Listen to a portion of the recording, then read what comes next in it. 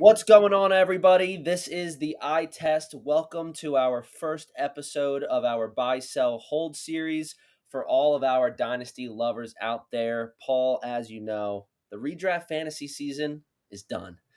So our only hope here is Dynasty football because Dynasty football never ends. Isn't that right? Dynasty football is forever, John. It's Yeah. forever.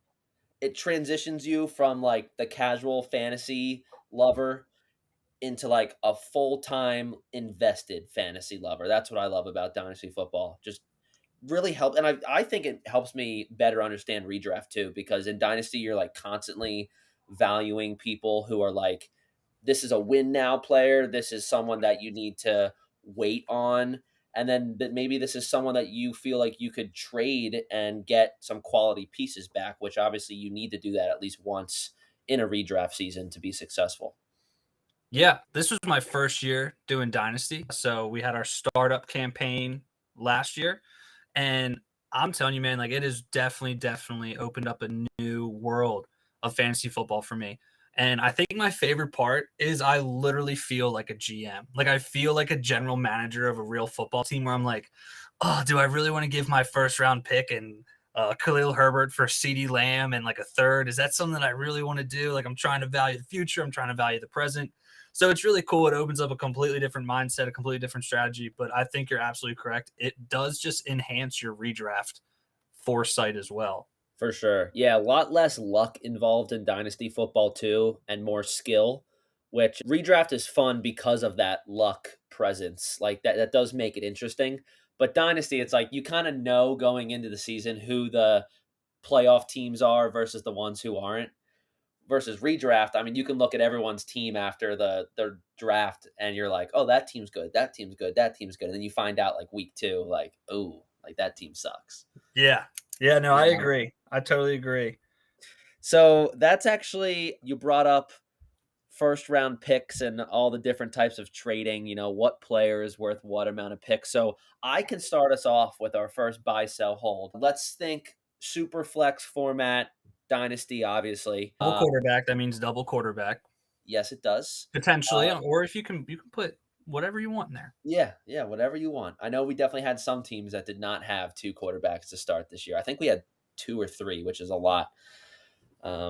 That's usually how startup leagues start, is people who don't really understand the value of quarterbacks in a super flex league. But if you are new to Dynasty football and you are in a super flex league and you're doing a startup maybe in 2023, use your first two picks for quarterbacks. Trust me, you will be thanking me later come the offseason.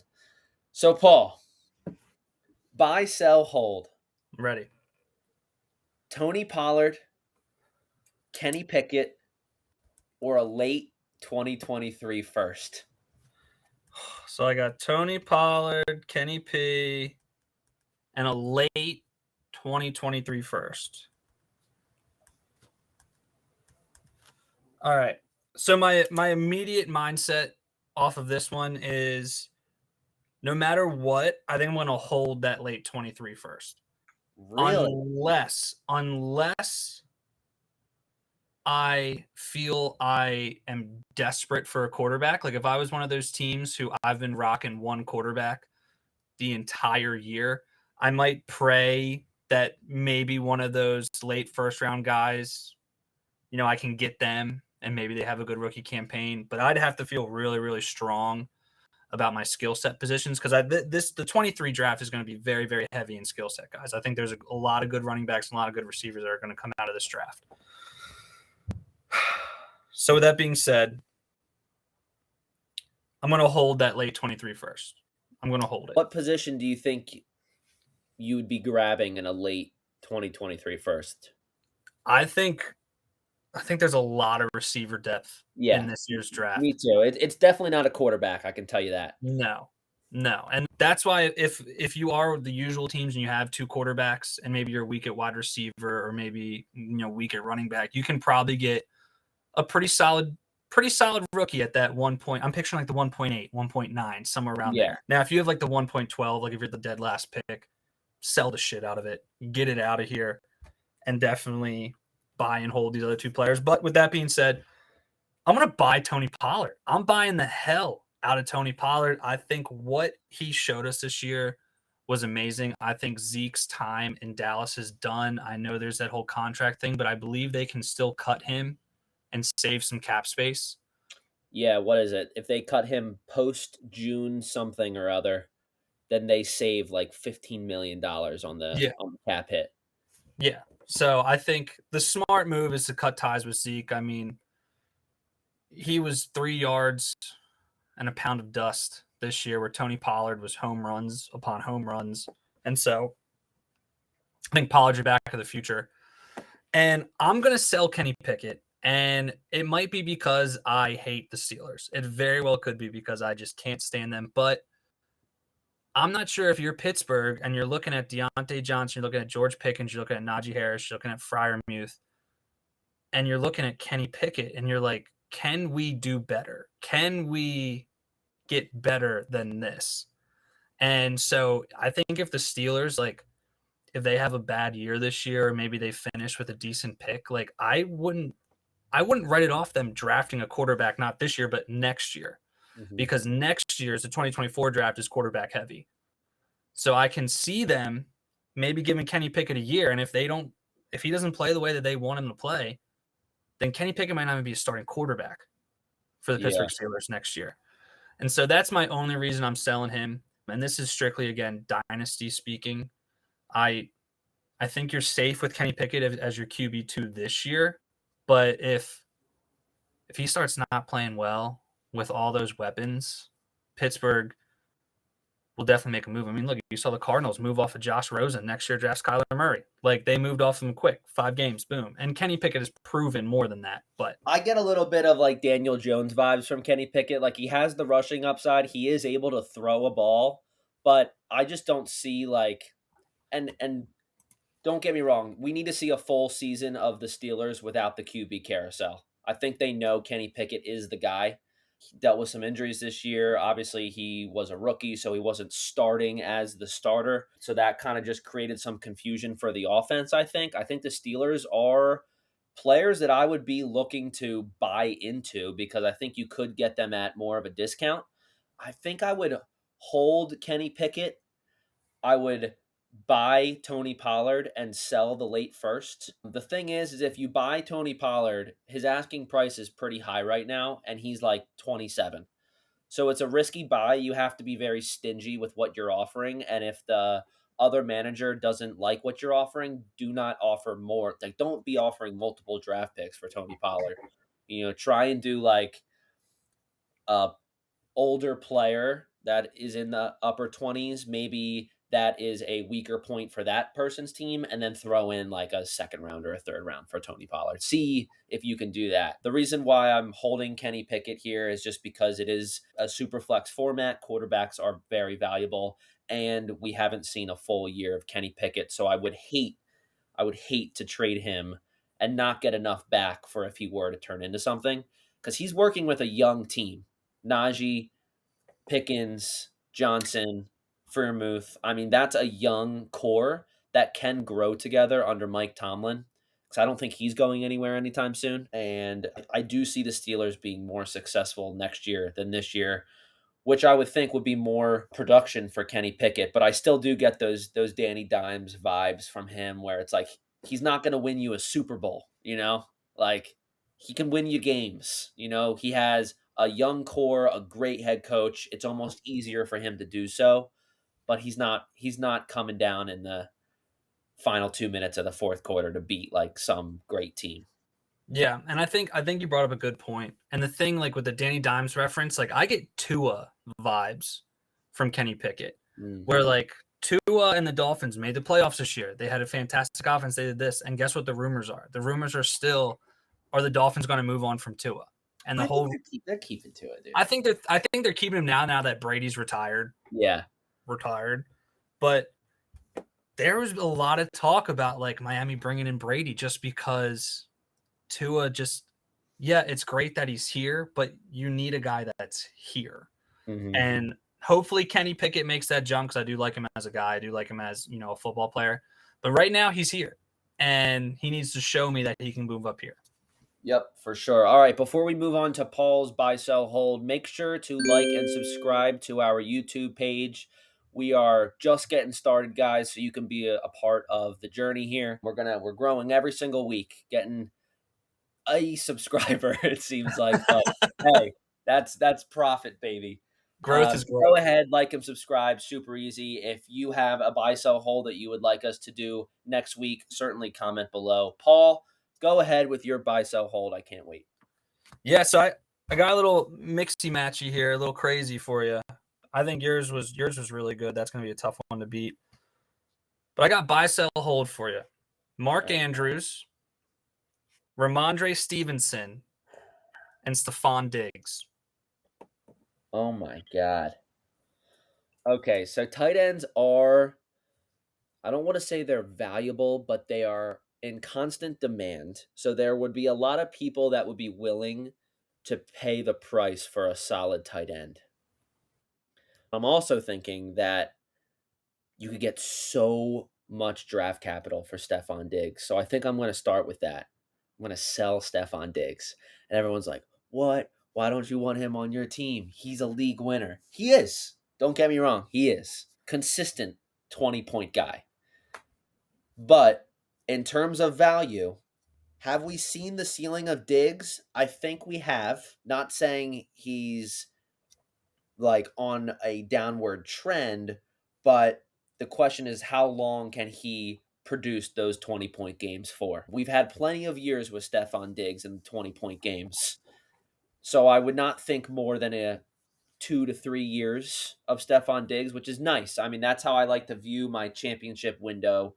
Like when I'm building my team, can I win a championship with this team within 3 years? Stephon Diggs would certainly help. But I would like to see the offers that I could get for Stephon Diggs right now. I mean, we're talking multiple first round picks. We're talking an early 2023 and a 2024 first, and maybe a wide receiver on top of that to fill the void because Stephon Diggs is proven. So I'm going to go with sell Stephon Diggs. I'm going to hold Mark Andrews because when you have that tight end, that good tight end, you don't want to give him away because there's so little. So the chances of you replacing Mark Andrews with something that can fill the void, pretty slim. So let's hold on to him. Tight ends also have, in my opinion, longer longevity than other players. I'd say quarterback and tight end you're going to get the most years out of in a dynasty league. So why not hold on to Mark Andrews? Because Travis Kelce has 3 years left, and you're left with Goddard, Andrews, and who else? Hawkinson. Yeah, Hawkinson, for sure. For sure, Hawkinson. And then I'm going to buy Ramondre Stevenson. I think it's always smart to be buying the hot running back because you may not have them for long. So see what you can give out for Ramondre Stevenson, see what those offers are. I would go out, get that running back, and just hope that he has another strong year next year. He's been getting involved in the passing game, which is huge for those full point PPR leagues. And yeah, I think it's smart to be buying running backs because eventually you're going to be left with old running backs that no one's going to take. So take advantage of like the young bucks in the league where you can just have them start and they'll be hot for a year or two. That's like your boost to your car. Like your quarterbacks are your engine, your quarterbacks are your wheels. This is Colin Coward. Your quarterbacks are your wheels and your running backs are your boost. What would you call your wide receivers? The paint, the chrome, Okay, the yeah. Maybe makes like your the car look windshield good. wipers, it like makes you see clear. You're like, oh, I see the championship with these wide Yeah, receivers. perfect. So, final answer: buy Ramondre, sell Diggs, and then hold Mark Andrews because there's not many tight ends. You got to hold on to those guys. Yeah. No, so we definitely agree to sell Stephon Diggs, like we've talked about earlier in this video. Like the wide receiver rookie class is strong, and even like it seems like every year rookies and second year guys, people are breaking out the wide receiver position left and right. So I think you can sell Stephon Diggs for a pretty penny, maybe improve a different part of your team. The only Totally. place we differed is I'm buying Mark Andrews right now just because I think the Mark Andrews owner is weary about the whole Lamar Jackson thing. And he's like, what's going to happen? And then the talk of the town is the Ravens are going to bring in a wide receiver 1. So what does that mean for Mark Andrews? So I think there's some, craziness going on where you might be able to get Mark Andrews at kind of a discount. And then you could have a top 3 tight end for years to come. And I'm holding Ramondre Stevenson for the exact reasons you said. He's 24 years old. He's a superstar in the PPR department anyway. The offense seemed to run through him this year. The only thing I'll say about Ramondre Stevenson is we had a Damian Harris year 2 years ago and then a Ramondre Stevenson year this year. The Patriots could just throw a curveball on us at any given day, which is why I'm just holding Ramondre. I'm holding him. I'm not trying to buy him at a crazy price. Yeah. But if you have him, just thank your lucky stars and keep him right there.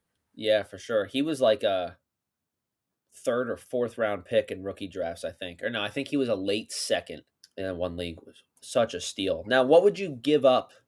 I'm interested. What would you pay for Mark Andrews to be on your team right now? I think I would confidently give a second. I think depending on where I am, I think I would give a second for a Mark Andrews. I mean, he's still young. An early second? If I've been streaming tight ends all year, then yes. Yeah, I think I would give up a 1st for Mark Andrews, no lie. Like a late 1st. I mean, I could definitely see that. I could definitely see that. It just all depends on like really where your team is. And what's his contract like? Andrews just got extended, so he's not going anywhere anytime fast. Yeah. So he's going to be in Baltimore for the foreseeable future. But the only thing that does scare me is like I love Mark Andrews, but he kind of fell off the wagon a bit this year. Totally. And he was still a top 5 tight end. I know. And people like, oh, top 2 tight end. It's like, yeah, but he scored like less than the wide receiver 14. Like, yeah. But I think it means more to have a top 5 tight end in Dynasty, whether they are putting up Mark Andrews-esque points no matter what, because it's like he's yours. Like in redraft, that's annoying. You're like, yeah, fuck Mark Andrews. He's a top 5 tight end, and he was still getting me like 8-point games. But in Dynasty, like at least you have him. Yeah. Which is trade value, Yeah, absolutely.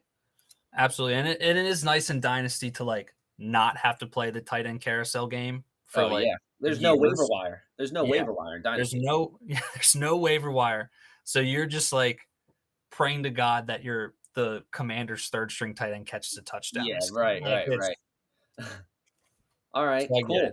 So that is our first buy, sell, hold. We've been doing a couple on TikTok, so go ahead and check us out on TikTok, the iTest Pod. That is also our Instagram tag, and you can also follow us along on Twitter, iTest Fantasy. And of course, like and subscribe, comment on our YouTube page what you want our next buy, sell, hold to be. Paul, anything else before we head out of here? No, I'm just really excited for the draft in April. We're going to do some cool things for it. So I know it's a bit down the road, but just look forward to that. Awesome. So we will see you guys next week with another buy, sell, hold. See you guys next week.